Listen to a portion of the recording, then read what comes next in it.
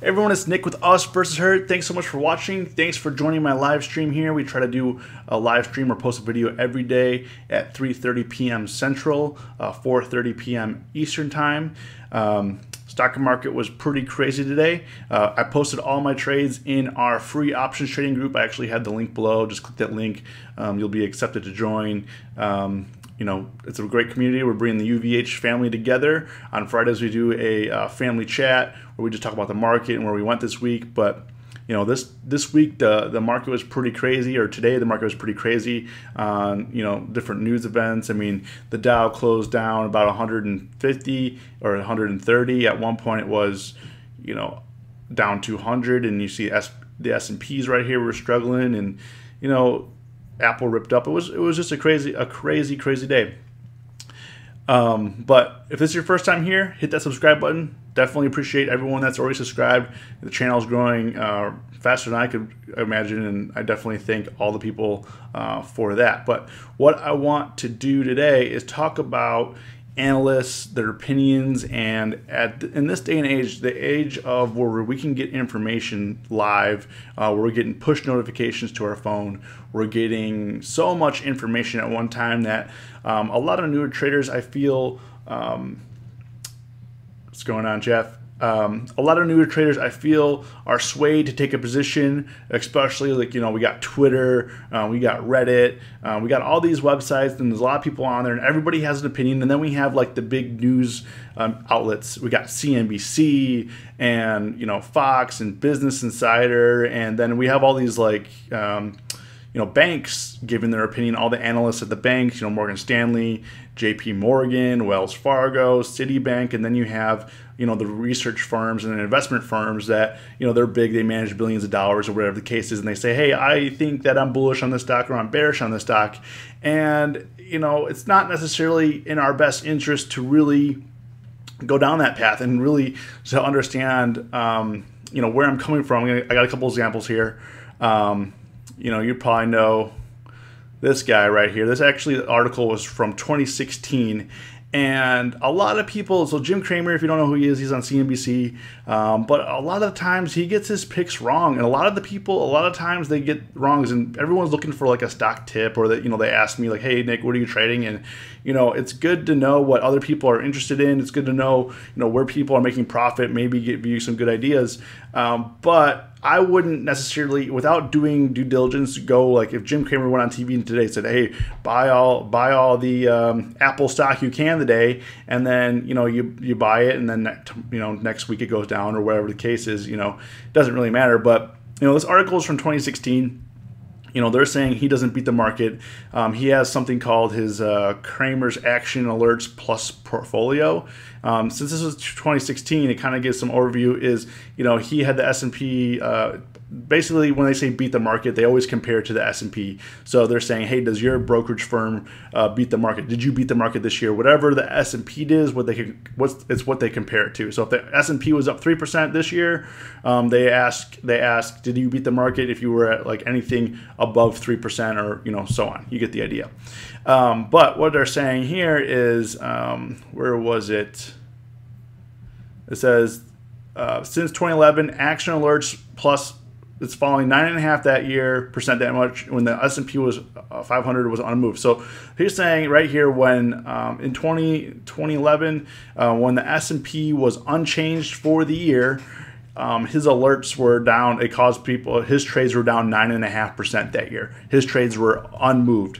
In 2014, the S&P was 11.4%, and Jim, he was only at 1.3%. You know, you were better off just buying SPY or SPX and holding than listening to Jim's talk. So, you know, that's why, you know, you don't just want to take a stock pick from somebody. You don't ever want to take your stock pick. Like, you know, they have all these like alert systems, right? So especially, it's very famous in the penny. It's like, hey, you know, buy my alerts. I got a 90% track record. I know all what I'm doing. I never lose. I do all this. And, you know, if a trader says they never lose, or they don't, you know, they don't, it's not true. You know, the alerts, I don't really like the alerts because you're kind of handicapping people from becoming profitable on their own. You know, a lot of us, you know, we have to go through, everyone has to go through learning. Everyone has to go through some pain to understand where they are in the market. Like, are you good at trading certain things? Are you good at stocks? Maybe you're not very good at options. You know, if you're good at options, then, you know, trade options. If you're good at stocks, trade stocks. You know, you kind of have to find your angle there, or what people in the industry call your edge. You have to find where your edge is. So, you know, people call into Jim and they get the opinion is a big show. He pushes a lot of buttons, but at the end of the day, you know, Jim may not be the best person to, you know, give you stock advice, and it may not be aligned with your beliefs or portfolios. Like when I invest, I always say invest in something that you believe in. You know, whether it's long-term bullish or short-term bearish or both or whatever the case is. You know, do something you believe in, and I'm not talking about like when you go to Starbucks and you had a bad drink and you're like, I'm an angry customer, I got a bad drink, I'm gonna go short the stock.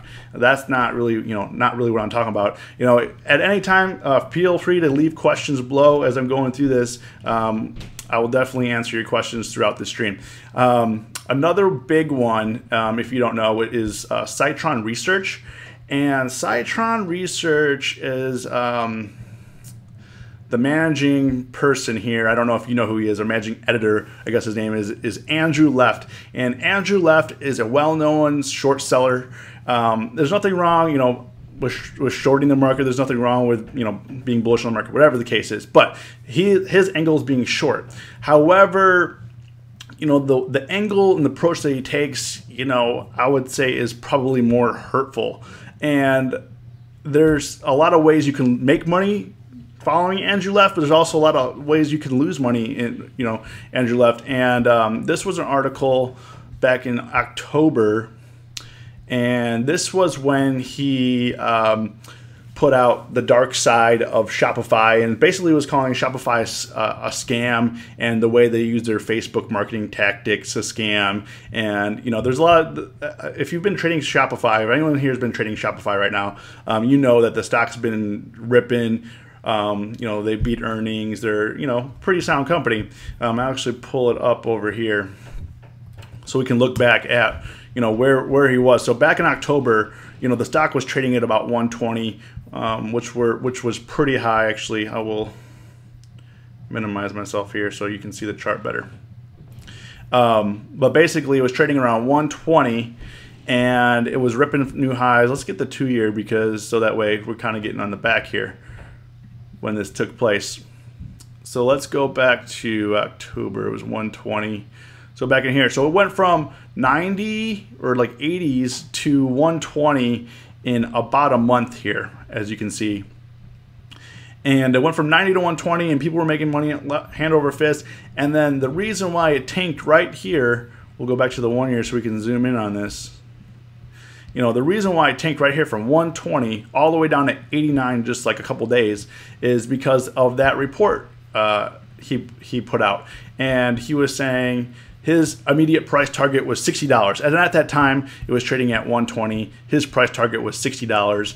And basically saying this is worth half of what it's trading at right now. We think it's a scam. Here's why. And where this is dangerous is people will start shorting this, and yeah, you can make some money on this. You could follow this guy, and you know, but sometimes he gets it wrong where it doesn't work. And some people will be shorting this, and then, you know, they lose money all on this. I mean, it's very violent trading. Like, it goes down a lot, it goes up a lot, and as you can see here, Andrew Left, it's still higher. It hit 176 like a month ago, and it's at 144. And Andrew Left is you know, I think what his approach is he cashes in.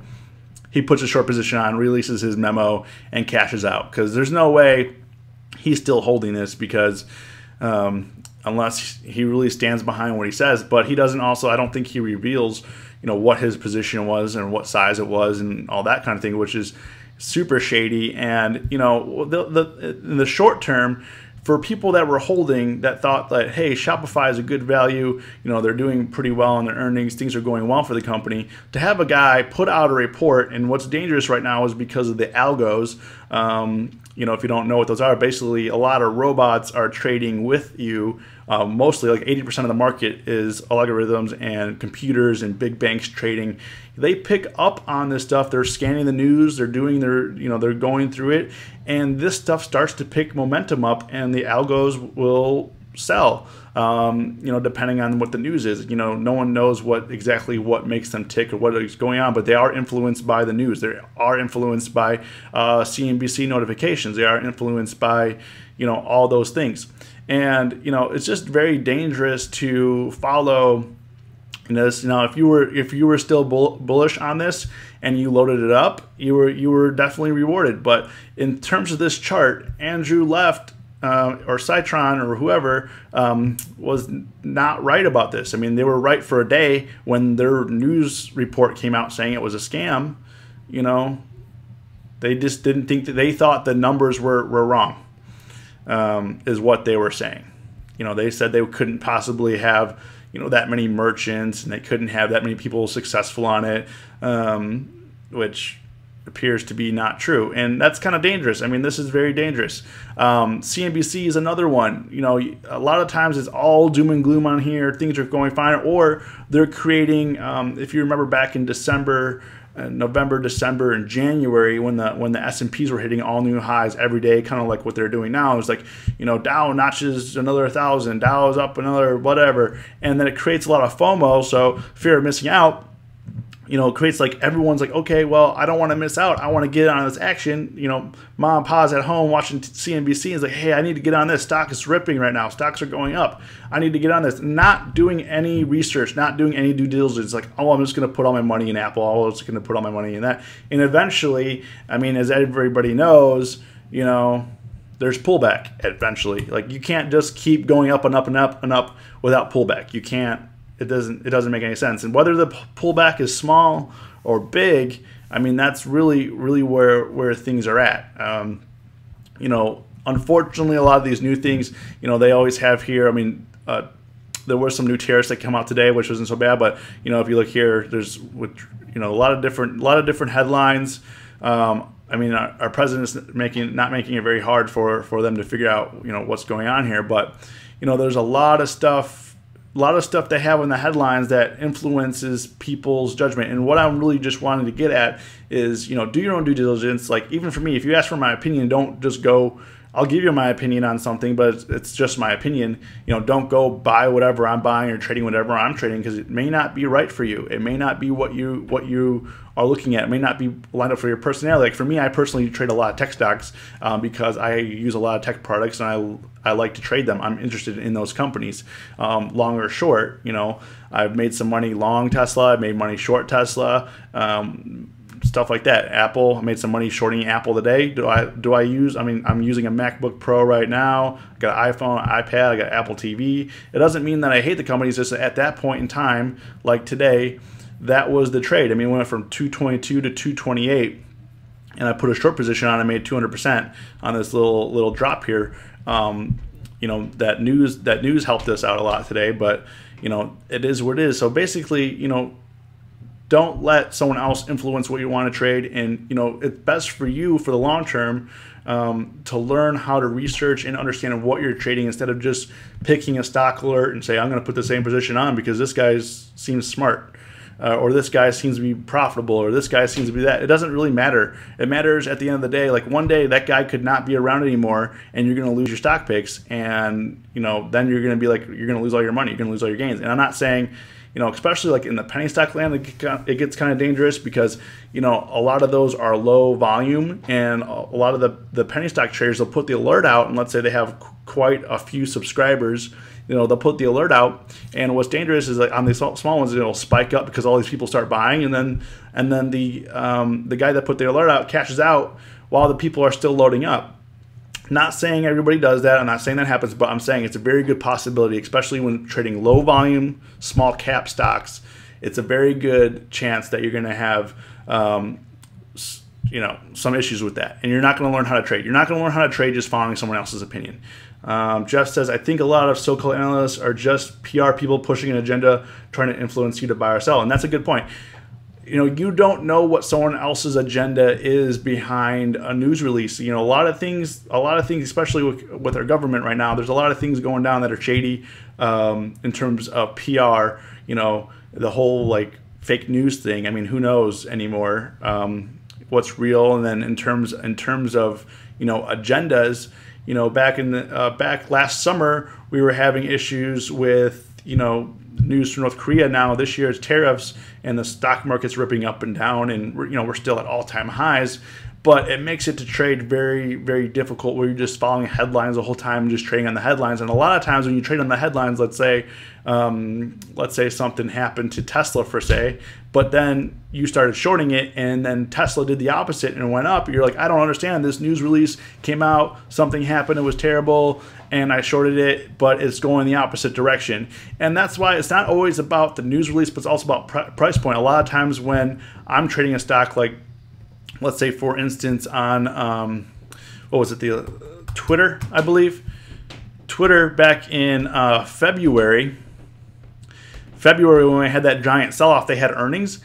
Everyone was selling off except for Twitter. Everyone was selling off except for Twitter. Look at this. They maintained, it went up to 35 and back down to 30, and it was kind of, but compared to other stocks, I mean, if you look at Apple was falling apart in that area back in February. I mean, it went from 173 down to 155 at one point, and Twitter was holding, and that speaks a lot. So it doesn't necessarily mean that you just got to find good deals, good values. Like Twitter, I think is a good deal, and kind of through that stress test back in February, kind of made me get some more get more bullish on it, and I made a lot of money. I made a lot of money on here. I mean, my average on this right now is $19 in terms of Twitter. And this was a nice stress test of when the market was falling apart. Twitter was doing fine. It didn't really seem phased. Yeah, it didn't really go anywhere, but it didn't lose any traction. So what I just want to say is just do your own research. I don't want to make this too long of a video. Do your own research.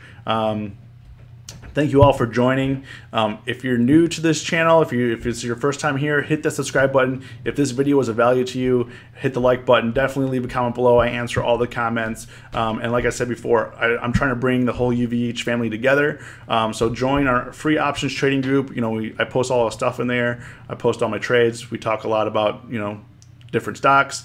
But at the end of the day, do your own research. And I hope this video helps somebody out.